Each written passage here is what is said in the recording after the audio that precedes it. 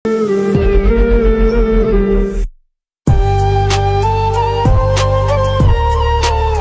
মানুষটা বাংলাদেশে ফিরেছে তো আর তুমি আজকে কলকাতায়। মানে সাকিবের সাথে এরকম ছিল যে আমি দৌড়ে গিয়ে তাকে জড়িয়ে ধরবো,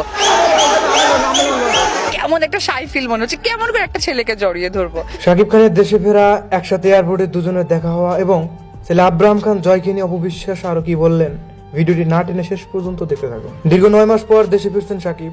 বিমানবন্দরে পা রাখতে লাখো ভক্ত তাকে বরণ করে নেয়। অন্যদিকে ঠিক ওই টাইমে অপবিশ্বাসও বিমানবন্দরে পা রাখেন। দুজনার দূর থেকে চোখাচোখি হলেও কাছে যেতে পারেননি কেউ। অপু কাছে গিয়ে ওয়েলকাম করতে পারেনি, এমন আফসোসও করছেন। মানে সাকিবের সাথে এরকম ছিল যে আমি দৌড়ে গিয়ে তাকে জড়িয়ে ধরবো। কলকাতার পথে যেতে যেতে এক সাক্ষাৎকার অপবিশ্বাস বলেন, সাকিবের আমেরিকায় যাওয়ার প্ল্যানটা আর অনেক আগে করা উচিত ছিল। সব মানুষই চায় নিজের মতো করে একটু সময় কাটাতে, জীবনে তো পরিবর্তন দরকার আছে। তো লাইফে আসলে চেঞ্জেস দরকার ছিল, হয় না? জার্নি তো ডেফিনেটলি একটা ডেস্টিনেশনের জন্য যেতে হয়। সাকিব তো একঘেয়েমি জীবন পার করছিল দেশে থেকে। তার এই 9টা মাস নিশ্চয়ই ভালো কিছু উপহার দিয়েছেন তাকে। এতে করে সাকিবের অভাবটাও দর্শক ভক্ত থেকে শুরু করে ফিল্ম ইন্ডাস্ট্রি অনেকেই বুঝতে পারছেন। সেটা সাকিব খান বিমানবন্দরে পা রাখতেই চোখে পড়েছে সবার।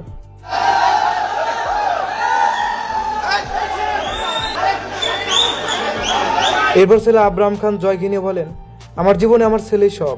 আমার ছেলে আসার পর থেকে জীবনটাই বদলে গেছে। যে আমার লাইফে সত্যি একটা ভালো চেঞ্জ এনে দিয়েছে, বুঝতে শিখিয়েছে।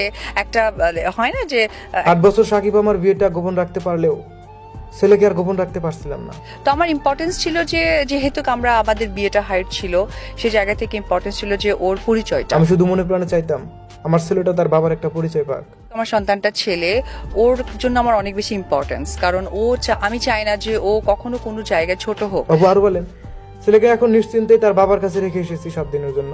7 দিন পরে আবার ঢাকা ফিরবো। বাবার জন্য ছেলেও খুব এক্সাইটেড ছিল কখন বাবা আসবে।